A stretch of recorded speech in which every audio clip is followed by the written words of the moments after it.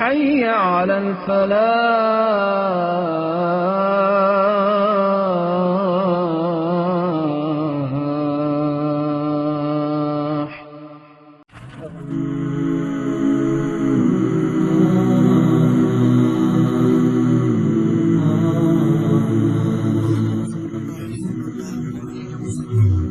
محبت کیا یہ ہمیں کبھی غلط راستے پر بھی لے جا سکتی ہے؟ آئیے آج قرآن کی ایک ایسی صورت پر بات کرتے ہیں جو اسی نازک سوال کا جواب دیتی ہے اور محبت، ذاتی ذمہ داری اور اللہ کے بنائے ہوئے اصولوں کے درمیان جو ایک پیچیدہ رشتہ ہے اسے کھول کر ہمارے سامنے رکھتی ہے۔ یہ سوال ہم سب کی زندگی سے جڑا ہے۔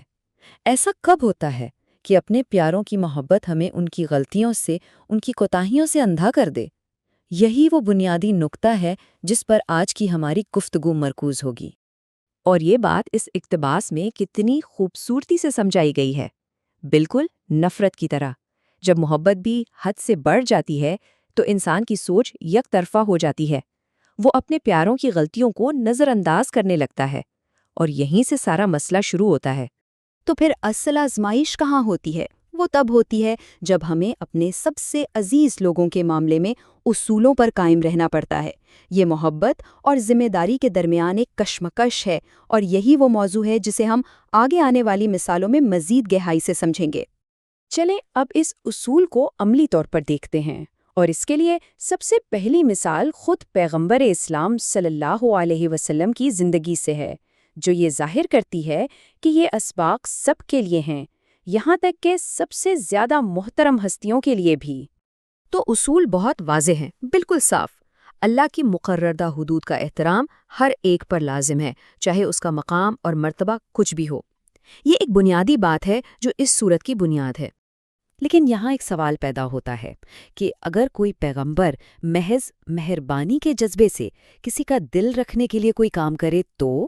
یہ سوال ہمیں ایک بہت ہی دلچسپ واقعے کی طرف لے جاتا ہے جو اس اصول کی گہرائی کو اور واضح کر دیتا ہے۔ تو ہوا کچھ یوں کہ نبی کریم صلی اللہ علیہ وآلہ وسلم کی ایک زوجہ نے شہد کی بو پر ناپسندیدگی ظاہر کی۔ ان کا دل رکھنے کے لیے آپ نے قسم کھا لی کہ وہ آئندہ شہد نہیں کھائیں گے، لیکن اللہ تعالیٰ کی طرف سے اس عمل کی بہت نرمی سے اصلاح کی گئی۔ سوال یہ ہے کہ کیوں؟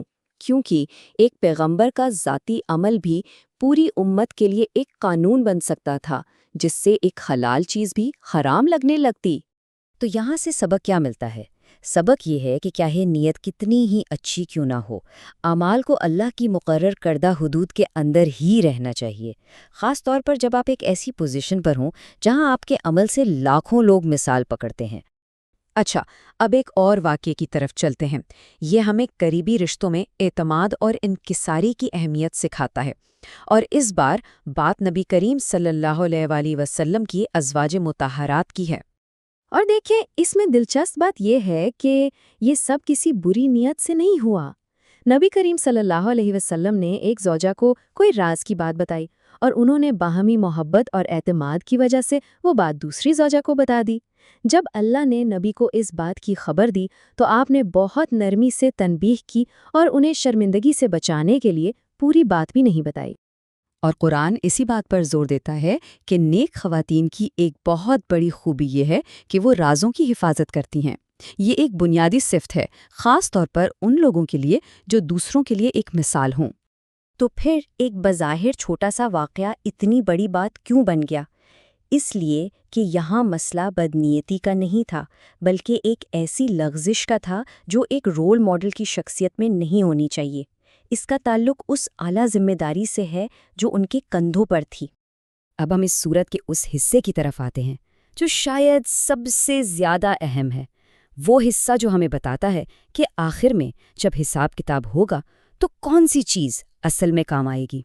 یہاں 4 خواتین کی ایسی مثالیں دی گئی ہیں جو دل کو چھو لیتی ہیں اور یہ واضح کرتی ہیں کہ کسی کی تقدیر کا فیصلہ اس کے رشتوں سے نہیں بلکہ اس کے اپنے ایمان اور عمل سے ہوتا ہے۔ یہ ٹیبل دیکھیں، کتنا واضح موازنہ ہے۔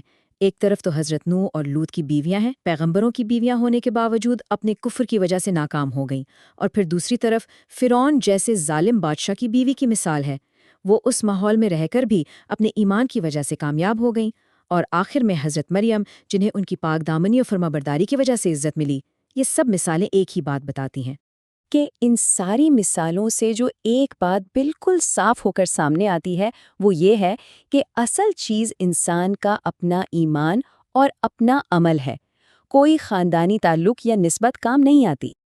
اچھا، اب آتے ہیں اس تجزیے کے سب سے دلچسپ حصے کی طرف، ایک ایسا نقطہ جو ایک عربی لفظ کے گرد گھومتا ہے اور جو ازواج مطہرات کے واقعے کا مطلب ہی بدل دیتا ہے اور ہمیں اس میں چھپی ہمدردی کو سمجھنے میں مدد دیتا ہے۔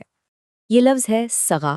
اس ایک لفظ کی تشریح سے پورے واقعے کا رنگ بدل جاتا ہے اور ہمیں اس میں ایک گہری اور ہمدردانہ سمجھ ملتی ہے۔ عام طور پر اس کا ترجمہ کیا جاتا ہے تمہارے دل ٹیڑھے ہو گئے ہیں، جو کہ ایک سخت سرزنش لگتی ہے، لیکن اگر اس لفظ کی گہرائی میں جائیں تو ایک دوسری تشریح سامنے آتی ہے، تمہارے دل پہلے ہی مائل ہیں، یعنی توبہ کی طرف۔ دیکھیں، عربی زبان کے ماہرین بتاتے ہیں کہ سغا کا اصل مطلب کسی چیز سے بھٹکنا نہیں بلکہ اس کی طرف مائل ہونا ہے۔ یہ ایک بہت ہی لطیف لیکن اہم فرق ہے، اور اس ایک لفظ کی سمجھ سے جو بات ایک سخت ڈانٹ لگ رہی تھی وہ توبہ کے لیے ایک نرم سی ترغیب بن جاتی ہے۔ یہ ایک سخت سرزنش نہیں بلکہ ہمدردانہ رہنمائی کا ایک لمحہ تھا۔ تو چلیں، اب تک جو کچھ ہم نے سیکھا ہے اسے سمیٹتے ہیں۔ پہلی بات، سچی محبت کا مطلب ہے کہ ہم اپنے پیاروں کی رہنمائی بھی کریں۔ دوسری بات، احتساب سے کوئی بالا تر نہیں۔ تیسری بات، آخر میں کام صرف ذاتی ایمان آئے گا۔ اور چوتھی بات، گہری سمجھ ہمیں زیادہ ہمدرد بناتی ہے۔ تو آخر میں یہ صورت ہمیں محبت کا ایک نیا مطلب سکھاتی ہے، یہ کہ سچی محبت اندھی طرفداری نہیں بلکہ یہ ہمت ہے کہ ہم اپنے پیاروں کو بھی نہایت نرمی اور حکمت کے ساتھ صحیح راستے پر چلنے میں مدد دیں۔ اور یہ سوال ہم سب کے لیے ہے کہ ہماری اپنی زندگیوں میں ہمدردی اور اصولوں کے بیچ وہ لکیر کہاں ہے؟ یہ ایک ایسا سوال ہے جس پر غور کرنا ہی شاید اس صورت کا اصل سبق ہے۔